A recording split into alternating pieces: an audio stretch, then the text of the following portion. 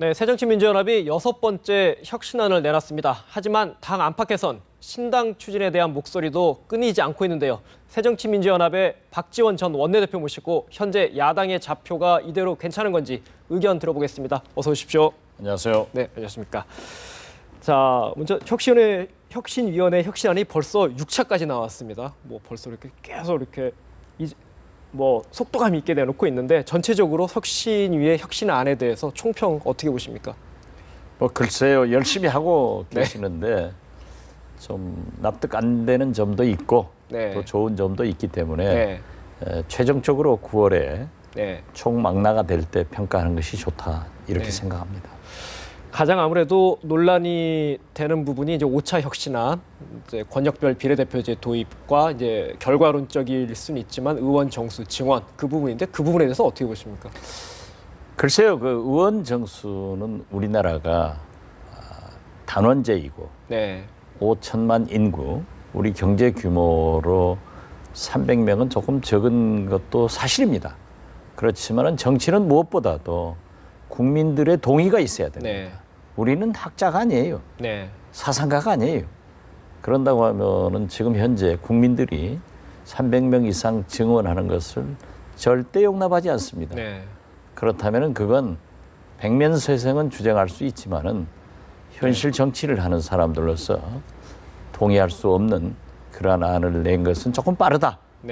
이런 생각을 갖습니다. 취지는 공감하지만 국민 정서를 감안할 때는 조금 성급했다. 그렇습니다.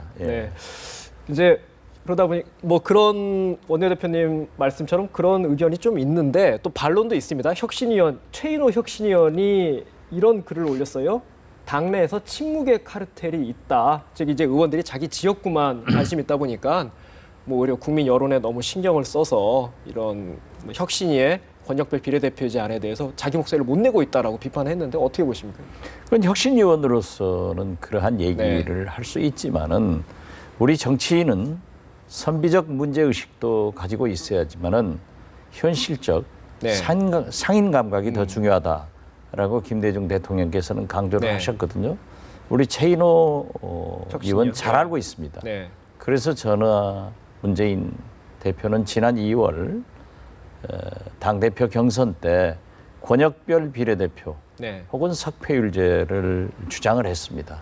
저는 특히 우리 새정치민주연합의 집권이 가장 큰 혁신이기 때문에 영남 5개 광역단체 및 강원도 이렇게 6개 광역단체에서는 우리의 전략지역이기 때문에 비례대표 2명씩을 우선 배정하자 하는 것까지도 주장을 했어요. 전대 공약이었죠. 그렇죠.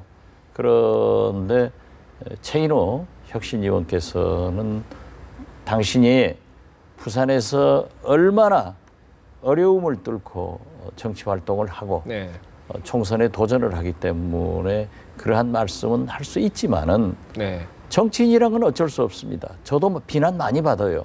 왜 전국 국민을 상대로 해서 정치를 해야지 목포 지역구를 그렇게 돌보느냐라고 하지만은 저는 제 유권자의 권익을 옹호할 그런 의무도 있고 또 대한민국 국회의원으로서 전체 국정도 보아야 될 의무가 있기 때문에 충분히 이해는 하지만은 현실적으로 국민이 동의하지 않고 정서상 우리 국회가 조금 더 잘할 때 국민들이 부족하다 이런 소리가 나올 수 있도록 잘해야 된다 하는 것부터 먼저 말씀드립니다. 그럼 의원님은 의원 정수 늘리는 것까지는 아직 성급하지만 어쨌든 현재 비례대표를 권역별로 나눠서 하는 배분하는 정도로 지역구들 조금 타파하는 그 정도 말씀을 그렇죠. 망국적인 지역구도를 타파하고 새누리당이나 우리 새정치민주연합이나 지역정당의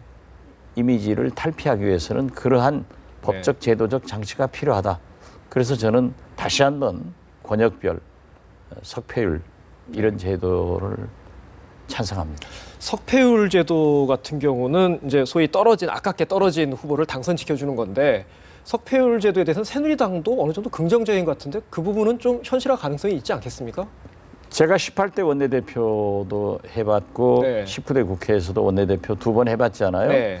그런데 막상 그러한 것을 이론적으로 또 수긍을 하면서도 현역 국회의원들이 막상 선거 때 가면은 불이익을 따져가지고 반대하더라고요. 네. 협상에 들어가면 그렇죠. 쉽지 않다. 네. 그래서 우리 국회가 국민들로부터 존경을 받지 네. 못하고 당신들 밥그릇이나 지키냐 하는 비난을 받죠. 네, 알겠습니다. 또 뭐 야당 요즘엔 조금 잠잠해지긴 했습니다만 야당의 신당 얘기가 뭐 끊이지 않고 계속 나오고 있는데 뭐 직접 지역구도 지금 호남을 대표하시는 정치인이기도 하시고 호남권 신당론 특히 천정배 의원의 움직임 뭐 실제 어떻습니까? 지역에서 분위기가. 호남권뿐만 아니라 네. 전 국민의 민심은 새정치민주연합 이대로 안 된다. 집권 못한다. 예, 그게 굉장히 강합니다. 그렇지만은 오히려 엊그제 네, 제가 저희 지역구인 목포 항구축제가 있어서 나흘간을 목포에서 돌아다녔어요. 네. 그런데 광주를 가도 어디를 가든 민심은 훨씬 악화되어 있습니다. 빨리 분당을 해서 창당을 해라 네, 하는 것으로 악화되어 있지만은 그러나 한편 오피니언 리더들은 그래도 분당해서 창당하는 것보다는 정권 교체를 해야 된다. 힘을 합쳐서 갑시다. 예, 그런 요청이 많거든요. 그러나 신당 창당파들은 활발히 움직이고 네, 또 친노들은 어떠한 경우에도 우리가 내놓지 않겠다. 이런 네 가지 사항이 민심과 오피니언 리더들과 창당파와 친노 이런 것들이 충돌하고 있습니다. 네. 그렇지만 잘 아시다시피 이 창당을 하기 위해서는 국민이 납득할 만한 명분이 있어야 되고 네, 무엇보다도 국민이 쳐다볼 수 있는 대통령 후보가 없기 때문에 현실적으로 굉장히 애로가 있다. 네. 이런 말씀을 드립니다. 현역 의원들의 움직임이 좀 감지가 되고 있습니까? 신당 현역 의원들도 오늘 또 네, 두서너 분에게 그러한 전화도 받았고 만나기도 했습니다만은 335 만나서 미래를 걱정하는 건 사실입니다. 또 한편 친노라고 네, 꼭 그렇게 구분해서는 안 되지만은 당의 미래를 걱정하는 분들은 어떤 경우에도 우리가 분열해서 패배하지 말고 통합 단결해서 총선도 승리하고 정권 교체를 해야 된다 하는 주장도 있기 때문에 여러 가지가 현재는 충돌하고 있습니다. 네. 이대로는 안 된다. 그런데 또 분열하면 선거에서 이기가 쉽지 않은 현실. 참 뭐 현실과 이상의 괴리라고 해야 될까요? 예, 그래서 저도 어떤 때는 이쪽에서는 이쪽대로, 네. 저쪽에서는 저쪽대로. 특히 그 문재인 대표가 이번 당직 소위 정책위 의장 5개 본부장을 네, 새로 사무총장 폐지하면서 하면서 저에게 굉장히 강력하게 추천을 요청했어요. 특히 조직 본부장에 대해서. 이윤석 의원요. 저는 추천하지 않았습니다. 아 그런가요? 그런데 어떻게 됐든 저하고 가까운 의원이 본인의 판단대로 가기 때문에 또 당 내에서나 지역구에서나 특히 여러 언론으로부터 이게 문박 담합했지 않느냐 네. 하는 비판을 많이 받았어요. 그래서 네. 제가 가만히 생각해 보면 제 자신이 어떤 경계인도 같고 샌드위치 신세라 그런다고 똑 부러지게 얘기할 수도 없는 현실이 안타깝습니다. 네. 그럼 뭐 그 전에 이제 문재인 대표의 책임론, 뭐 때로는 뭐 사퇴론도 언급을 살짝 하셨던 것 같은데 그 목소리는 조금 신중하게. 아니요, 제가 살짝 한 게 아니라요. 예. 강하게 했어요. 네. 문재인 대표가 여전히 그대로이신가요? 그 생각은? 그렇습니다.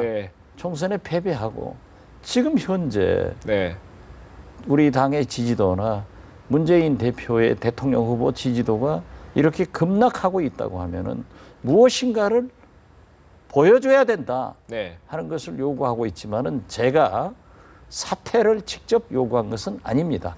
질문이 민심은 문재인 대표의 사퇴를 요구하고 있지 않습니까?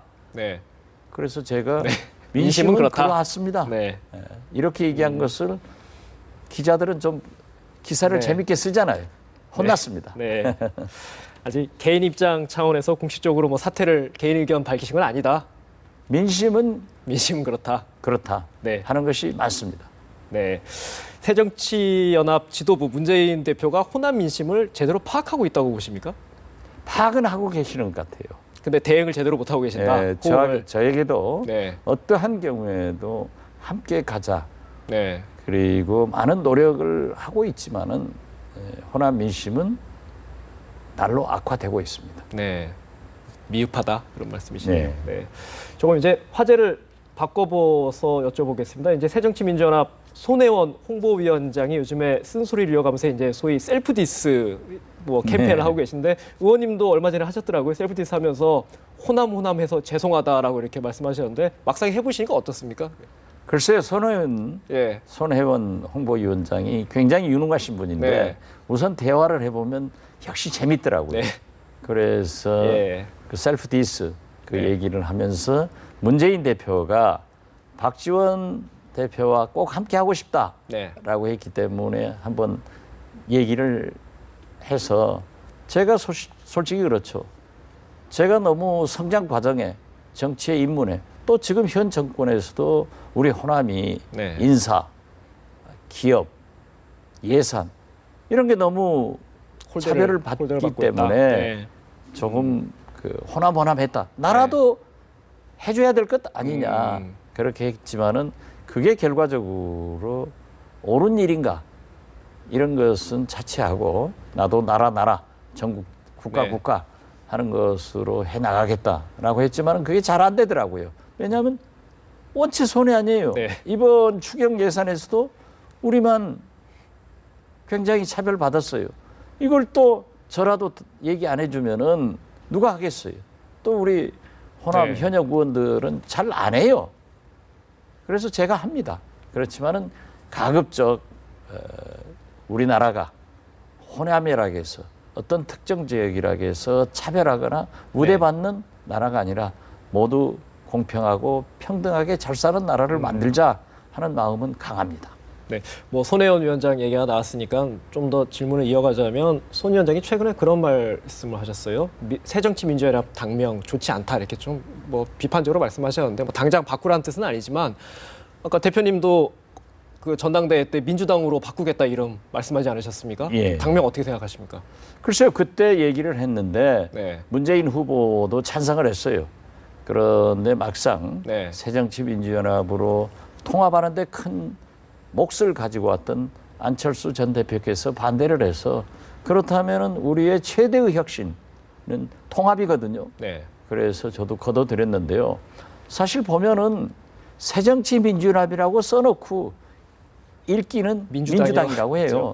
저희들도 한창 어디 가서 뭐 축사건 연설이건 하다가 새정치민주연합은 하다가 민주당은 한단 말이에요. 그리고 국민들도 민주당이라고 하면 훨씬 잘 알아들어요. 그러나 현재 그 민주당 당명은 다른 분들이 가지고 있기 때문에 제가 뭐라고 할 수 없지만은 역시 손혜원 홍보위원장답다. 역시 전문가다. 저는 아주 공감을 표합니다. 네, 알겠습니다. 그 이제 좀 여당 얘기를 뭐 야당 얘기는 지금까지 쭉 해왔고 여당 얘기를 잠깐 해보겠습니다. 그걸 주로 합시다. 네. 김무성 대표가 지금 미국 순방 방문 중인데요. 이제 뭐 계속 아까 보도도 방금 보셨겠지만 안보 행보를 계속 하고 계십니다. 뭐 전체적으로 어떻게 평가하십니까? 뭐 대권 후보로서 여당 대표로서 잘 하고 계신다고 봅니다. 그렇지만은 조금 과유불급 지나친 것도 있다 이런 생각하는데요. 특히 중국보다 미국이다. 그저께 발언이죠. 그러신 것은 우리나라는 지정학적으로 도랑이든 소입니다. 도랑이든 미국 풀도 먹어야 되고 중국 풀도 먹어야 되는 거예요. 가령 애들 키우면서 아빠보다 엄마다 하면은 요즘 영특한 애들이라 답변 안 해요. 그런데 외교에서 이런 말씀하시는 것, 우리 미국이 우리 대한민국의 맹방으로서 참으로 중요하다. 이 정도 하셨으면 좋았을 건데 조금 더 나가신 것 아쉬웠습니다. 같다. 이게 뭐 어떻게 보면 외교적 언사가 아니라 정치적 발언이라서 뭐 크게 이렇게 또 뭐 비판대에 올릴 필요가 있나 그런 얘기도 있어요. 그렇지만은 김무성 대표도 집권 여당의 대표이고 또 영향력 있고 대통령 후보로서 지금 1등을 유지하고 있지 않습니까? 그러면 조금 더 신중한 얘기를 해야죠. 그리고 큰 절도 한 번 정도 하면은 이해가 돼요. 물론 저도 미국에서 오래 살았는데요. 바우 해서 높이 평가할 수도 있지만은 뭐 자주 하니까 꼭 뭐 무슨 어디 인디안 추장이 와서 하는 것 같아서 좀 그렇더라고요. 이제 그만했으면 좋겠어요. 조금 뭐 좀 과한 것 같아서 좀 아쉬움이 있다. 그 정도 말씀을 이해하겠습니다. 그런데 잘하고 계세요. 네, 큰 틀에서는 잘하고 계신다. 알겠습니다. 그 뭐 최근에 보면 대표님께서 정보위원회 소속돼 계시죠. 그래서 이제 그저께 이제 국정원 해킹 사건 조금 이슈에서 좀 멀어진 감은 있는데 이병호 국정원장으로부터 직접 보고를 받으셨을 텐데 이병호 국정원장은 민간 도청했다면 직을 걸겠다 뭐 이런 얘기까지 했는데 어떠셨습니까? 받아보시면서. 제가 볼 때는 이병호 국정원장은 이제 취임한 지 4개월밖에 안 됐는데 진심으로 하지 않았다 하는 것을 진짜 진심이 느껴지신다. 느껴져요. 네. 느껴지는데 이게 참 국정원 이 국익 차원에서 우리 야당이 어디까지 접근해야 되는가? 저 개인적으로는 굉장히 고민스럽습니다. 그러나 그 말을 하는 거예요. 이스라엘의 모사드가 미국의 CIA가 똑같은 걸 가지고 있지만은 그런 정보를 수집한다라고 해서 저는 그런 얘기를 했습니다.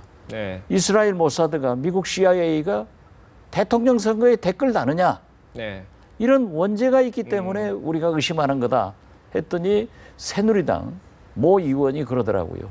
국정원은 전과자 아니냐? 그러니까 국민이 못 믿는 거다 하고 질책을 하던데 참 고민스럽습니다. 자료를 내놓으라고 하는 것은 야당의 권리이고 자료를 안보 차원에서 못 내놓겠다고 하는 것도 국정원의 이익이거든요. 또 그렇게 해야 됩니다. 그렇기 때문에 저는 최소한 정보위원들에게 여야 정보위원들에게 애국심을 믿고 적당한 선에서 해명을 해주는 것이 좋다.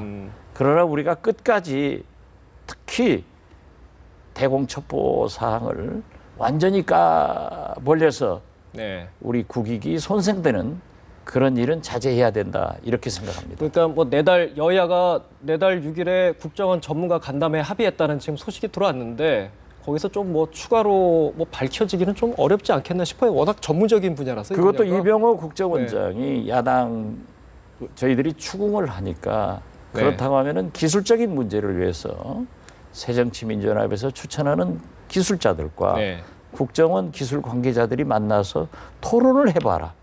그러나 어떠한 경우에도 외부 인사들에게 국정원의 내부 그러한 자료는 보여줄 수 없다.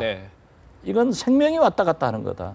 그래서 우리가 좀 컴프로마이스 일종의 조정을 해서 그렇게 한번 해보고 그 다음에 정보위원들이 한번 현장 답사를 해보자 하는 것으로 했기 때문에 저는 국정원장의 진심을 믿고 또 우리 야당도 협조할 것은 협조해서 잘 해야 우리 대한민국을 지킬 수 있다 이렇게 생각합니다. 네, 알겠습니다. 오늘 말씀은 여기까지 듣도록 하겠습니다. 네, 말씀 고맙습니다. 감사합니다.